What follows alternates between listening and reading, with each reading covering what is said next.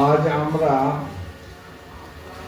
ভগবান শ্রীরামকৃষ্ণের শুভ আশীর্বাদে বিভিন্ন জায়গা থেকে সাধু ভক্তরা আমরা আসতে পেরেছি। বিশেষ আকর্ষণ উনি নিজেই আমাদের ধরে নিয়ে এসেছেন। মাঝে মাঝে নির্জন বাসের কথা উনি বলেছেন। বর্তমান বিশ্বে জড়বিজ্ঞানে আমরা দিশেহারা প্রায় হয়ে গেছি। এরকম অবস্থায় তিনি জাস্ট উৎসাহ দেওয়ার জন্য নাই, এবং এই যুগের পক্ষে একমাত্র চিরশান্তি পাওয়ার উপায় মাঝে মাঝে নির্জন বাস, অর্থাৎ ভগবানকে ধরে তো অনেক ব্যাপার রয়েছে। আমাদের যা মন বুদ্ধি সেটা আমরা এই মুহূর্তে ধরতে পারবো না।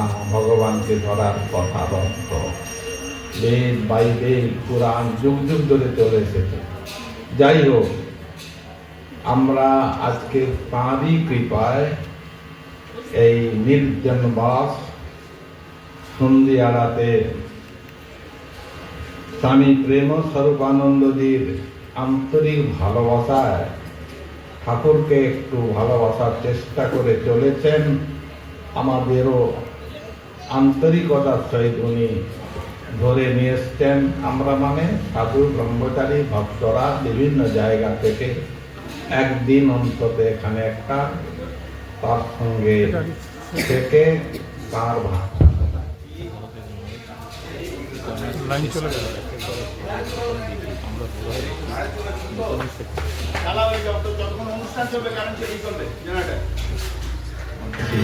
আমাদের নিজের ইচ্ছায় যেটা চলাফেরা করি, জন্মে জন্মে এখনো করে চলেছি, সেটা আলাদা জিনিস।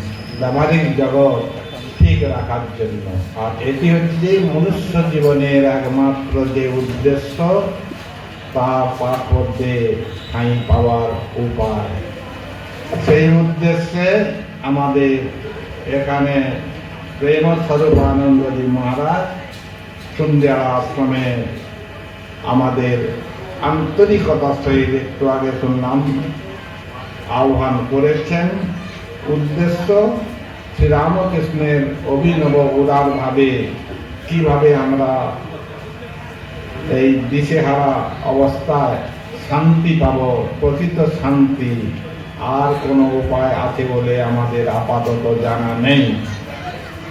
যাই হোক, সেই উদ্দেশ্যে বিভিন্ন অনুষ্ঠানের মাধ্যমে এখানে ভোর মঙ্গল আরতি থেকে আরম্ভ করে বেদ পাঠ ইত্যাদি, ভক্তিগীতি ইত্যাদি, প্রভাত ফেরি সব কিছু চলছে।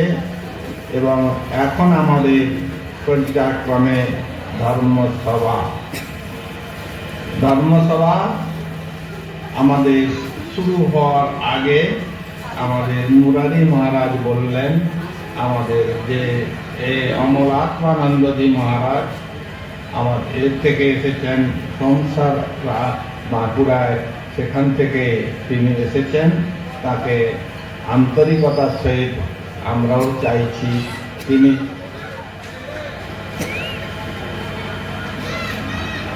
মাইকটা আবার ঠিক হলো, তিনি একটু আলোচনা করবেন শ্রীরামকৃষ্ণের ভাবধারায় আমরা যে যেখানে আছি, কি করে আমরা চিরশান্তি এই জগৎটাকে, প্র্যাকটিক্যাল ওয়ার্ল্ডটাকে ঠিক রেখে একে তাচ্ছিল্য না করে আমরা যাতে ঠিক পথে, আমাদেরকে লোককে দেখানোর জন্য নয়, লোককে আমাকে প্রশংসা করবে, মালা পরাবে, এসব নয়, কি করে করতে পারি সেই ব্যাপারে তার সাধন কুটিয়াতে যা ধরা পড়েছে অ্যাকর্ডিংলি তিনি চলছেন। আমরা জানি প্রথম থেকে ওকে, সেই জন্যই তার জীবন একটা আছে।